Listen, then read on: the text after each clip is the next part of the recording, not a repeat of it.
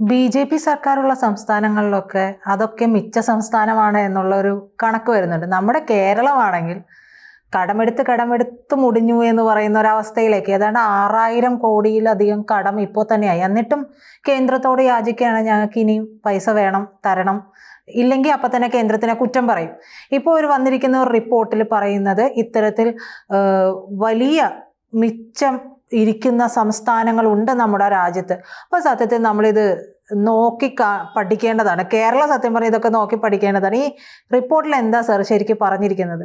അതായത് പുതിയൊരു CAG റിപ്പോർട്ടാണ് വന്നിരിക്കുന്നത്. എന്ന് പറഞ്ഞാൽ കേന്ദ്രത്തിൻ്റെ CAG സഞ്ജയ് മൂർത്തിയുടെ റിപ്പോർട്ടിൽ അതായത് ഇന്ത്യയിൽ 16 മിച്ച സംസ്ഥാനങ്ങളുണ്ട്. 16 ചെലവ് കഴിഞ്ഞിട്ട് പൈസ മിച്ചമുള്ള 16 സംസ്ഥാനങ്ങൾ. അതിൽ 10 സംസ്ഥാനങ്ങളും BJP സംസ്ഥാനങ്ങളാണ്. കേരളത്തിനെ പറ്റി നേരത്തെ പറഞ്ഞല്ലോ, കേരളത്തിൽ ഇപ്പം ജനിച്ചു വീഴുന്ന കുഞ്ഞിന് 1.5 ലക്ഷം രൂപ കടമുണ്ട് എന്നാണ് കണക്ക്. അതായത് ഇങ്ങനെയാണ്, കുഞ്ഞിനെ ദരിദ്രവാസിയായിട്ടാണ് കേരളത്തിൽ ജനിച്ചു വീഴുന്നത്. അപ്പം ഇതിൻ്റെ അകത്ത് 2022-23 സാമ്പത്തിക വർഷത്തെ കണക്കുകൾ ഓഡിറ്റ് ചെയ്തിട്ടാണ് CAG റിപ്പോർട്ട് വന്നിരിക്കുന്നത്. ഇതിൻ്റെ അകത്ത് ഈ മിച്ചം ഉള്ള സംസ്ഥാനത്തിൽ ഏറ്റവും മുകളിൽ നിൽക്കുന്നത് യോഗി ആദിത്യനാഥിൻ്റെ ഉത്തർപ്രദേശാണ്. സകല ചെലവും കഴിച്ചിട്ട് 37,000 കോടി രൂപ നീക്കിയിരിപ്പുണ്ട് ആ സംസ്ഥാനത്തിന്. 37,000. മധ്യപ്രദേശ്, ഗുജറാത്ത്. പിന്നെ ഗുജറാത്ത് 19,865 കോടി രൂപ മിച്ചം. ഒഡീഷ 19,456 കോടി രൂപ മിച്ചമാണ് ഈ പറയുന്നത്. ജാർഖണ്ഡ് 13,564, കർണാടക 13,496, ഛത്തീസ്ഗഡ് 8,592, തെലങ്കാന 5,944, ഉത്തരാഖണ്ഡ് 5,310, മധ്യപ്രദേശ് 4,091, ഗോവ 2,399. ഇങ്ങനെ മിച്ചം ഉണ്ട്. ഇതിൻ്റെ അകത്ത് 1-2 സംസ്ഥാനമല്ലേ കർണാടക പോലെ അല്ലേ മാറി നിൽക്കുന്നത്. വടക്ക് കിഴക്ക് പിന്നെ BJP സംസ്ഥാനങ്ങൾ എന്ന് പറയുന്ന അരുണാചൽ, മണിപ്പൂർ, മിസോറം, നാഗാലാൻഡ്, ത്രിപുര, സിക്കിം ഇതെല്ലാം മിച്ചമുള്ള സംസ്ഥാനങ്ങളാണ്. 16 സംസ്ഥാനങ്ങളിൽ ഒരു 10 എണ്ണവും BJP സംസ്ഥാനങ്ങൾ മിച്ചമുള്ളതാണ്. അപ്പോൾ 12 സംസ്ഥാനങ്ങൾ വലിയ കമ്മി സംസ്ഥാനങ്ങളാണ്. ഇതിന് ദരിദ്രം കമ്മി സംസ്ഥാനങ്ങൾ. ആന്ധ്ര കടമുണ്ട് 43,488 കോടി രൂപ. തമിഴ്നാട് 36,215 കോടി രൂപ. രാജസ്ഥാൻ 31,491, ബംഗാൾ 27,295, പഞ്ചാബ് 26,045, ഹരിയാന 17,212, അസം 12,072. എന്ന് പറഞ്ഞാൽ ഈ കമ്മി ഉള്ള സംസ്ഥാനത്ത് BJP സംസ്ഥാനവും വന്നു, അസം. ബീഹാർ 11,288, ഹിമാചൽ 6,336. ചെറിയ സംസ്ഥാനമാണ്, വലിയ ദാരിദ്ര്യം. അവിടെ MLA പെൻഷൻ കൊടുക്കാൻ തന്നെ ബുദ്ധിമുട്ടുന്ന സംസ്ഥാനമാണിത്. അതുപോലെയാണ് ഹിമാചലിലെ അവിടെ ഈ ടൂറിസം ഹോട്ടലുകളും ഒക്കെ ലേലം ചെയ്തൊക്കെ വിൽക്കാനും ഒക്കെ പോകുന്നുണ്ട്. കേരളം 9,226 കോടി രൂപ കമ്മി. 9,226 കോടി രൂപ. ഇത് 2 കൊല്ലം മുമ്പത്തെ കണക്കാണ്. മഹാരാഷ്ട്ര 1936, മേഘാലയ 44. ചെറിയ സ്ഥലമല്ലേ. അപ്പോൾ സാധാരണഗതിയിൽ കേന്ദ്ര ഗ്രാൻഡ് വഴിയാണ് ഈ സംസ്ഥാനങ്ങൾ, കേരളമൊക്കെ നിലനിന്ന് പോകുന്നത്. സ്വന്തമായിട്ട് നികുതി വരുമാനമൊന്നും കണ്ടെത്തുന്നില്ല. പശ്ചിമ ബംഗാൾ, കേരളം, ഹിമാചൽ പ്രദേശ്, പഞ്ചാബ് ഇതൊക്കെ കേന്ദ്രം സഹായം നീട്ടിയില്ല എങ്കിൽ നിലനിൽക്കില്ല. പശ്ചിമ ബംഗാൾ 16% GDP-യുടെ കടമെടുക്കുന്നത്, കേരളം 15%, ആന്ധ്ര 12%, ഹിമാചൽ 11%, പഞ്ചാബ് 10%. ഇതാണ് കടം ആയിട്ട് വരുന്നത്. നികുതിയേതര വരുമാനങ്ങൾ സ്വയം കണ്ടെത്തിയ സംസ്ഥാനങ്ങൾ ഉണ്ട്. അതാണല്ലോ ഈ മിച്ച സംസ്ഥാനങ്ങൾ. ഹരിയാന 80% അവർ സ്വയം കണ്ടെത്തുന്നുണ്ട്. തെലങ്കാന 79% വരുമാനവും സ്വയം കണ്ടെത്തുന്നു. മഹാരാഷ്ട്ര 73, ഗുജറാത്ത് 72, കർണാടക 69, തമിഴ്നാട് 69, ഗോവ 68. ഈ പ്രധാന ഇതുപോലെ തന്നെത്താനെ കണ്ടെത്തുന്ന സംസ്ഥാനങ്ങൾ കർണാടക, തമിഴ്നാട്, ഗോവ. ഈ കേരളം ഈ 60-67% ഈ വരുമാനം മുഴുവൻ ശമ്പളം, പെൻഷൻ ആയിട്ടിങ്ങനെ പോവുകയാണ്. ആന്ധ്ര, രാജസ്ഥാൻ, പഞ്ചാബ്, ഛത്തീസ്ഗഡ് 50 മുതൽ 60% വരെ ഇങ്ങനെ പോകുന്നു. ജാർഖണ്ഡ്, മധ്യപ്രദേശ്, UP, ബംഗാൾ, ഉത്തരാഖണ്ഡ് അത് 40-50% പകുതിയൊക്കെ പോകുന്നുള്ളൂ. നമ്മുടെ ഇവിടെ വരുമാനത്തിൻ്റെ 3/4 പെൻഷനും ശമ്പളവും സർക്കാർ 5-5.5 ലക്ഷം ജീവനക്കാരുണ്ട് ഇവിടെ, അവർക്ക് കൊടുത്തു പോകും. ഈ GST, വാറ്റ്, എക്സൈസ് വരുമാനമില്ലേ, മദ്യം, ഇതിൽ നിന്നൊക്കെയാണ് ലോട്ടറി കേരളമൊക്കെ ജീവിച്ചു പോകുന്നത്. മദ്യം, പെട്രോളിൽ നിന്ന് കിട്ടുന്നുള്ള ഡ്യൂട്ടി, വൈദ്യുതി, നമ്മളെ പിഴിഞ്ഞ് വൈദ്യുതി മേടിക്കുന്നില്ലേ അത്. അപ്പോൾ കേരളം ഈ നോൺ പ്ലാൻ എക്സ്പെൻഡിച്ചർ ചെലവ്,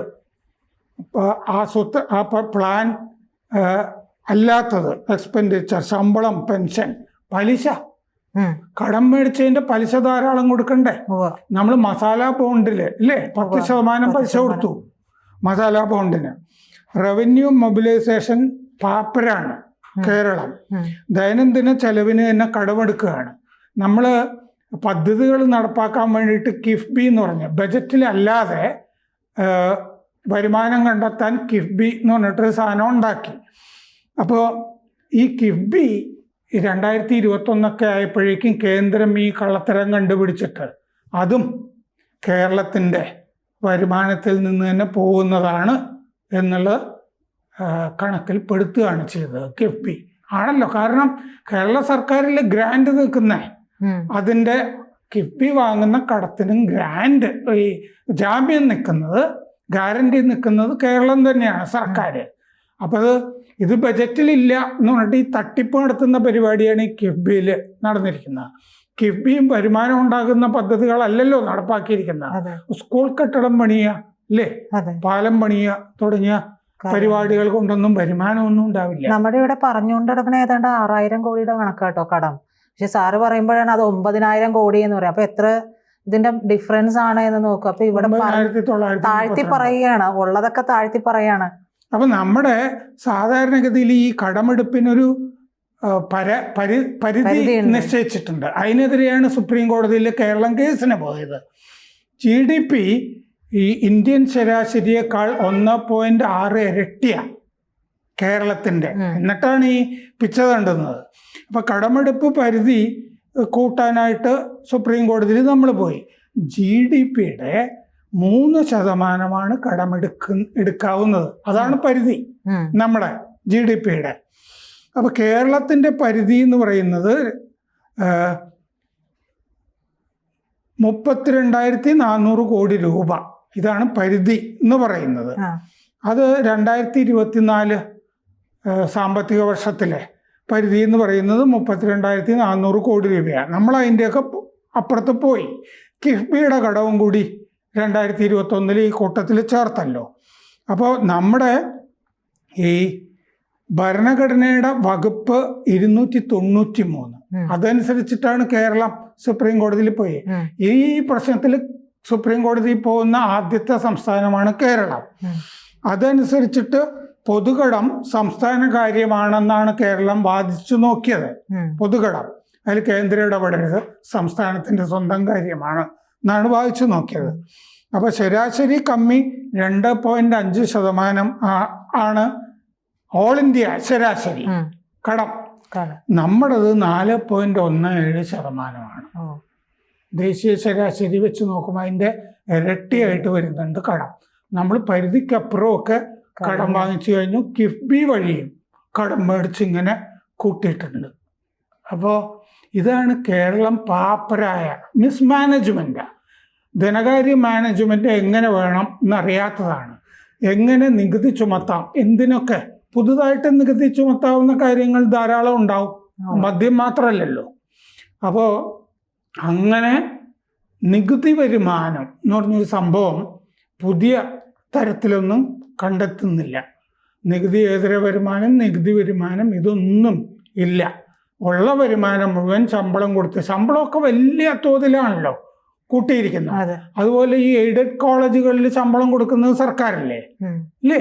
മൈനോറിറ്റീസ് നടത്തുന്ന കോളേജുകളിലൊക്കെ ശമ്പളം കൊടുക്കുന്നത് സർക്കാരാണ്. ഇങ്ങനെ പല പദ്ധതികൾ വഴി നമ്മുടെ ഖജനാവ് ഇങ്ങനെ ചോർന്നു പോയിട്ട് ഒന്നുമില്ല നമ്മുടെ കയ്യിൽ.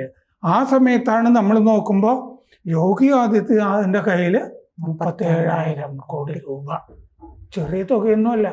അവിടെ ഇപ്പോൾ പ്രയാഗ്രാജില് ഈ ഇത് നടത്തുമ്പോൾ, കുംഭമേള നടത്തുമ്പോൾ എത്രയോ ആളുകൾ അവിടെ പുതുതായിട്ട് വന്ന് ചേർന്നു. ഈ ആഗ്രയിൽ താജ്മഹൽ കാണാനാണല്ലോ ഏറ്റവും കൂടുതൽ ആളുകൾ പോയത്. അതിനെ വെട്ടിച്ചിപ്പോൾ അയോധ്യയിലാണ് ഏറ്റവും കൂടുതൽ ആളുകൾ പോകുന്നത്. എന്താ ചെയ്തുകൊണ്ടിരുന്നത്? അയോധ്യയിൽ അമ്പലം പണിതു എന്ന് പറഞ്ഞ് പുച്ഛിക്കുകയല്ലായിരുന്നു മാർക്സിസ്റ്റുകളും ഇസ്ലാമിസ്റ്റുകളും. അയോധ്യയെ പുച്ഛിക്കുക, പ്രയാഗ്രാജിനെ പുച്ഛിക്കുക, അത് ചീത്ത വെള്ളമാണ്, പൊല്യൂട്ടഡ് ആണ് എന്നൊക്കെ പറഞ്ഞിട്ട്. അത് അവിടെ ഗംഗാജലം ഒരു പ്രത്യേക തരത്തിലാണ് ആ ഒഴുക്കുള്ള സ്ഥലത്ത്. അത് ബാക്ടീരിയ ഒക്കെ നശിപ്പിക്കുന്നു എന്നാണ് അല്ലേ ശാസ്ത്രജ്ഞന്മാരും ഒക്കെ കണ്ടെത്തിയിരിക്കുന്നത്. മാർക്ക് ട്വെയിൻ ഒരു യാത്രാവിണത്തിൽ തന്നെ അത് എഴുതിയിട്ടുണ്ട്, ഒരു ലേഖനത്തിൽ. അപ്പം അതുകൊണ്ട് നമ്മൾ കാശുണ്ടാക്കുന്ന ആളുകളെയൊക്കെ ജന്മികളോട് പുച്ഛമായിരുന്നല്ലോ പണ്ടും മാർക്സിസ്റ്റുകൾക്ക്. അവരധ്വാനിച്ചിട്ട് കിട്ടുന്നതാണ്, അത് കൊള്ളയടിക്കാം എന്നാണ് വിചാരിച്ചിരുന്നത്. അപ്പം ഇങ്ങനെയാണ് ഈ മാർക്സിസ്റ്റുകളുടെ സമീപനം. ഈ പ്രയാഗ്രാജ് വഴി തന്നെ എത്ര പൈസ അവിടെ ഉണ്ടാക്കി? 4 ലക്ഷം കോടി രൂപയോ. ഒരുപാട് പൈസ അതുകൊണ്ട് വരുമാനം ഉണ്ടായിട്ടുണ്ട്. റിലീജിയസ് ടൂറിസം, റിലീജിയസ് പിൽഗ്രിമേജ് എന്ന് പറഞ്ഞൊരു സംഭവമുണ്ട്. കേരളത്തിലാണ് ഇന്ത്യയുടെ ഏറ്റവും വലിയ ആത്മീയാചാര്യൻ ഉണ്ടായത്, ശങ്കരാചാര്യര്. ഞാൻ ഒരു ഉദാഹരണം പറയുകയാണ്. കാലടിയിൽ നിന്ന് അങ്ങേര് മധ്യപ്രദേശിലൊക്കെ ആണെങ്കിൽ മാഹിഷ്മതി, കുമാരിലെ ഭട്ടനെ കാണുന്നതൊക്കെ അവിടെയാണ്. മൂകാംബി, അദ്ദേഹം ത്തിൻ്റെ കഥയുണ്ടല്ലോ, ഐതിഹ്യം. തിരിഞ്ഞു നോക്കരുത് എന്ന് ദേവി പറഞ്ഞു, തിരിഞ്ഞു നോക്കി, അപ്പൊ ദേവി അവിടെ നിന്നു എന്ന് പറയുന്നത്. അദ്ദേഹം സർവജ്ഞ പീഠം കയറിയത് കശ്മീരിലാണ്. നമുക്ക് എന്തുകൊണ്ട് ശങ്കരാചാര്യർ സഞ്ചരിച്ച പാത എന്ന് പറഞ്ഞിട്ട് കേരള ടൂറിസം വകുപ്പിന് ഒരു പിൽഗ്രിമേജ് ടൂറിസം പാത കാലടി മുതൽ കശ്മീർ വരെ ഉണ്ടാക്കാൻ പാടില്ല? ഇത്ര രൂപയ്ക്ക് നിങ്ങൾക്ക് കാലടി മുതൽ കശ്മീർ വരെ കാണാം എന്നിട്ടൊരു പാത, അല്ലേ? ചെയ്യില്ല. അതാണ് പുച്ഛമാണ് ഈ ചെയ്യുന്ന ആളുകളോട് പുച്ഛം. ശങ്കരാചാര്യരെ ചോദിക്കുന്നത് ശരിയാണോ എന്നറിയില്ല. നമുക്ക് വിറ്റുകൂടെ ഇങ്ങനെ? പക്ഷെ അത് എനിക്ക് തോന്നുന്നു ഹൈന്ദവ ധർമ്മവിശ്വാസമാകുമ്പോൾ അത് ചേരാത്തത് കൊണ്ടായി. ശങ്കരാചാര്യര് കുറേം കൂടി ശങ്കരാചാര്യര് ലോകമാകെ ഇപ്പോൾ ഈ അയ്യപ്പ സംഗമം നടത്തിയപ്പോൾ ലോകമാകെ അതോടുകൂടി അയ്യപ്പൻ അറിയപ്പെടുന്നല്ലേ പിണറായി സർക്കാർ പറഞ്ഞത്. അയ്യപ്പനെ ആരും അറിയില്ല എന്ന് പറഞ്ഞ പോലെ ശങ്കരാചാര്യരെ ഈ ടൂറിസം പാത വരികയാണെങ്കിൽ ശങ്കരാചാര്യർ ലോകമാകെ അറിയപ്പെടും. ഇത് വേണ്ട എന്നാണ്. ഇതായിരിക്കും ന്യായം. ഇങ്ങനെ കാക്കത്തൊള്ളായിരം കാര്യങ്ങൾ ചെയ്യാം, ഒന്നും അറിഞ്ഞുകൂടാ, വിവരമില്ല, ബുദ്ധിയില്ല, വെറുതെ ഇങ്ങനെ സാധാരണഗതിയിൽ ഭിക്ഷാപാത്രമൊക്കെ ഉണ്ടായിരുന്നത് സന്യാസിമാരുടെ കയ്യിലല്ലേ. ഇപ്പം ഈ മാർക്സിസ്റ്റുകളുടെ കയ്യിലാണ് ഈ പിച്ചപാത്രമൊക്കെ ഉള്ളത്. എന്നിട്ട് ഇങ്ങനെ തെണ്ടിക്കൊണ്ടിരിക്കുക. അപ്പോഴാണ് സന്യാസിയായ ഒരു മനുഷ്യന്റെ കയ്യിൽ 37,000 കോടി രൂപ. കൂടുതൽ വാർത്തകളും വിശേഷങ്ങളും നിങ്ങളിലേക്ക് എത്താൻ ABC മലയാളം സബ്സ്ക്രൈബ് ചെയ്യുക, ബെൽ ബട്ടണും അമർത്തുക.